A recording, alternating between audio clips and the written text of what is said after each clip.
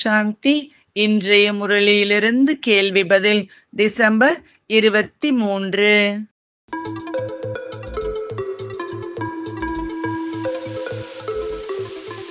ஈஸ்வரிய சேவை குறித்து எடுக்கக்கூடிய சங்கல்பம் எப்படிப்பட்டது என ஈஸ்வரன் கூறுகிறார்.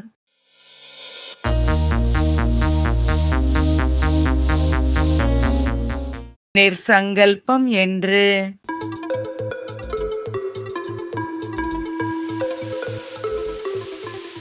இங்கே இருக்கும் வரை மனிதர்கள் எதை செய்யாமல் ஒரு வினாடி கூட இருக்க முடியாது.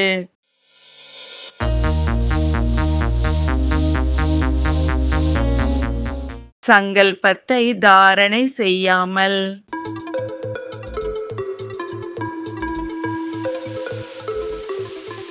நண்பர் உறவினர்களின் சேவை செய்தாலும் எவ்வாறு செய்ய வேண்டும்?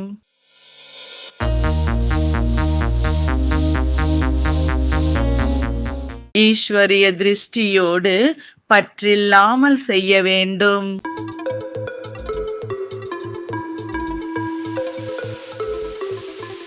கர்ம சம்பந்தத்தில் இருந்து விலக முடியாவிட்டாலும் எதை விடக்கூடாது, ஏன்?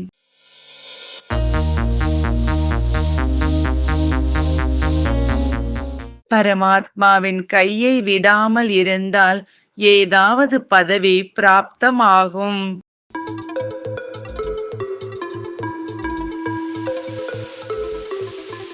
எந்த சமயத்தில் கர்மம் இரண்டிலிருந்தும் கடந்த அகர்ம நிலையில் இருப்பீர்கள்.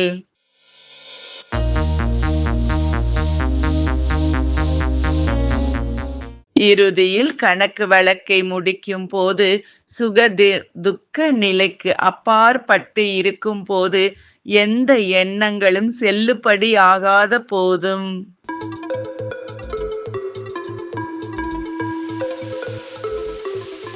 கோவிலில் உள்ள தேவதைகளுக்கும் குப்தமான தேவதைகளுக்கும் உள்ள வேறுபாடு என்ன?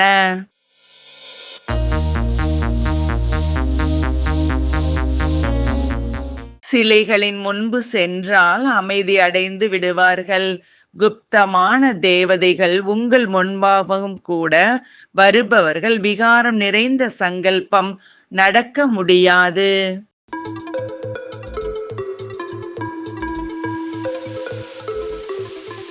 மிகவும் முயற்சி செய்ய வேண்டும். எந்த லட்சியம் மிகவும் உயர்ந்தது, அதனால் எச்சரிக்கையுடன் நடக்க வேண்டும். சரியா தவறா?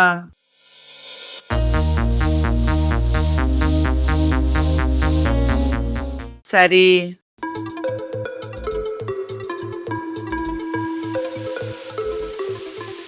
இன்றைய முரளியில் முக்கியமாக என்ன கூறப்பட்டுள்ளது?